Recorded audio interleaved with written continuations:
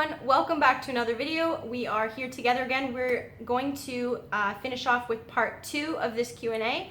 So thank you for the questions and we will head straight into it. Okay, here's a good question. Yeah. Okay, so if one of you decided to stop living a vegan lifestyle for whatever reason, would the other accept that and continue living with the other? No, if you started smashing in KFC or whatever, like, now you'd be out the door. Yeah. It's not just the pretty face that I like about you, is it? Yeah, so we are both extremely passionate about the vegan lifestyle, and it's not just because of diet, it's not just because of how good we feel eating this way, but it definitely has a lot to do with the ethics and the morals, and I would feel very, very uncomfortable with being with someone who decides to go against what they had previously believed in or what we had agreed that we both felt so passionately about. If all of a sudden you woke up the next day and you felt completely different against that, that's be a 180 on that personality though. It would be, yeah, and that would be extremely hard to look past, in my opinion, and I don't think I could do that. I mean, you might as well say, what if you woke up next to your perfect husband who one day suddenly decided to become a serial killer? How would you feel about that? It's honestly the same question. 180 on the personality. We're actually vegan ethically, and to be that, we won't ever do a 180 on that. So it's not a case of we're ever gonna stop being vegan, because yeah, vegan forever. Absolutely vegan forever. Okay, so I have another question from Veronica Newmiller. You make a cute couple. I think it would be great if you got married. When you love each other and make that commitment to each other, it's a beautiful thing.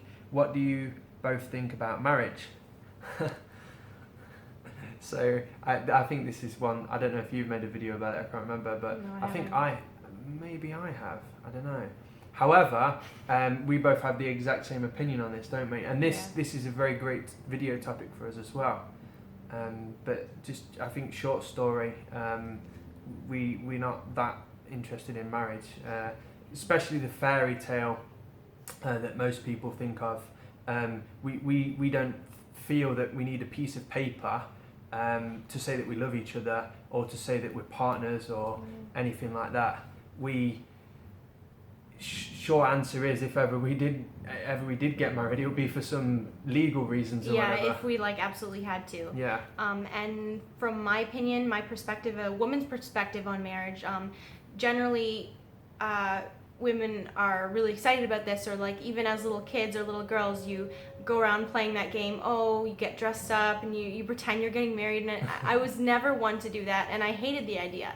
And even the thought of having to organize such a big event and have all eyes on me gets me so anxious just thinking about it. I hate being the center of attention, and I don't like being in big crowds and doing big parties or big events, so none of that really appeals to me. And I feel like getting the pressure off and realizing, okay, you don't have to do that. It's not necessary to be with the love of your life and live with that person for the rest of your life. It's not necessary. It gave me so much joy when I finally let myself realize that. And I think as well, I'm not a fan of the whole, blowing your life savings on on an event that lasts one day, that essentially where you just sign a piece of paper.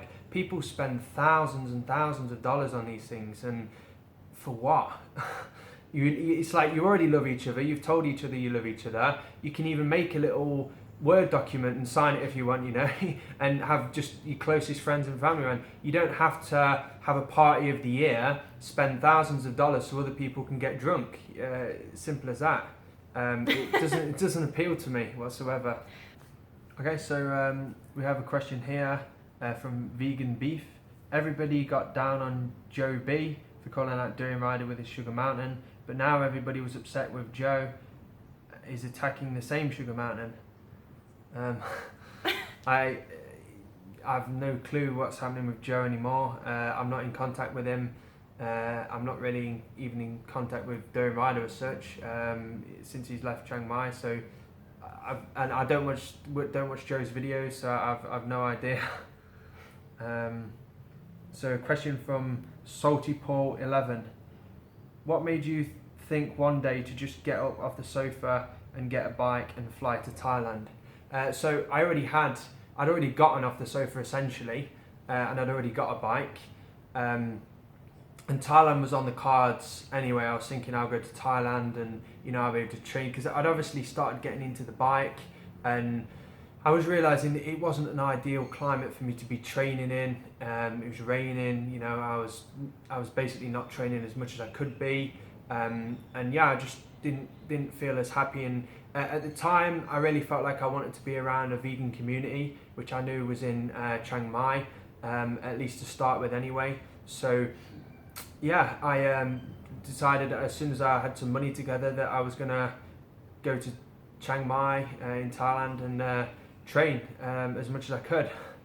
So, and yeah, I mean, it was all in the pursuit of health, weight loss, fitness, and self-improvement. So here we go. We have another. We do have a comment. Let me read that. Oh yeah. So Melanie Harper asks, "How old are you?" So I guess I don't know if she's talking just to me or. Okay, so I'm 25. And I'm 28. You always have to think about it. Yes, Craig always forgets how old he is. He thinks he's a lot younger than he is. Yeah. Well, I feel younger. I feel like since I've been vegan and stuff, I've been going backwards, not forwards. Next question by the same girl. How much do you weigh? I think I weigh 53 kilos. Yeah, I think it's about 81 for me at the moment. Same girl. How long have you been vegan? I've been vegan for coming up to 4 years now. May 2013. Yeah, coming up to 3 years. April 2014. So where do you live? Right now we're both currently living in Chiang Mai, Thailand. That's pretty much it for this one. So we'll go back here. Okay, so Alan Farrell says, why have you ditched the advice that got you to where you are? That's a bit of a silly question. I haven't ditched the advice. I'm in Chiang Mai, I'm cycling, I'm doing 90% of what I used to do. So the simple answer to that is I haven't ditched any advice. I've changed a few things, found a few things that didn't work for me, and tweaked. Altered them. And I've found out now what works for me now in my current state. I'm a different person to what I used to be, physically, mentally. What worked for 140 kilogram Craig doesn't necessarily work for 81 kilogram Craig. So I had to alter things around. It's a constant evolution.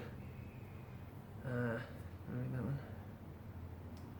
I don't see how that has anything to do with. Nah. Okay. So we got a question from David K. What power meter do you use? Are they always accurate, and should you get them recalibrated from time to time? So I personally use a Stages power meter on the left crank. Are they always accurate? I believe so. I hope mine is. I have recalibrated it like once after not recalibrating it all for like 6 months or maybe a year.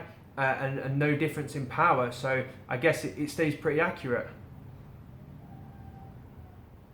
Lugos asks, is it worth your time trying to convert someone or just find a vegan partner? So we had done a full topic video on this in the past, both of us. What was the title? How to find the perfect vegan partner. So we really go in detail about that. I made a video on it as well, actually. Saying that if you've got a non-vegan partner, I was saying it, and you can't convert them to vegan, I was just saying just get rid. Yeah. So I mean, it's not like and if it bothers you, that they're not vegan, then get rid. I mean, because you can't. You leopard. And then if you know there's no way to actually convert them to veganism, and if you know you're like stuck, that they won't budge, then. And it's important that you have a vegan partner. Yeah. Then you'll have to move on. Won't you? You can't change. You can't necessarily change someone who doesn't want to be changed. It looks like the last question here now. This is very similar to the other question that I got. It's all Wani. I got a question. What's the final straw that made you get off the couch and onto a bike? So yeah, I guess before obviously I went to Thailand, I was very unhealthy. I had high blood pressure. I was sweating all the time. You know, I was starting to get heart palpitations. I was giant. You know, I felt uncomfortable. I didn't want to go out the house.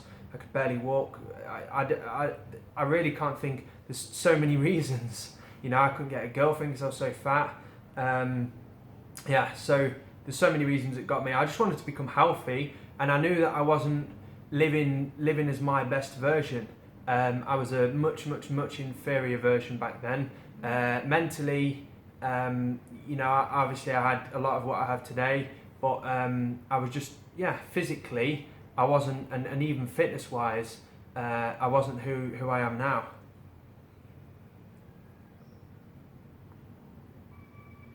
Okay, so it looks like those were all of the questions. So yeah, we thank you for watching, everyone. We hope you've enjoyed our Q&A. This is the first time we've done this together. We hope you've enjoyed it. This was for your channel, so I was letting you do the conclusion. Oh, okay. Keep going. That's funny. So yeah, I hope we hope you've enjoyed it, everyone. And yeah, we hope to see you in the next video. Bye. Bye.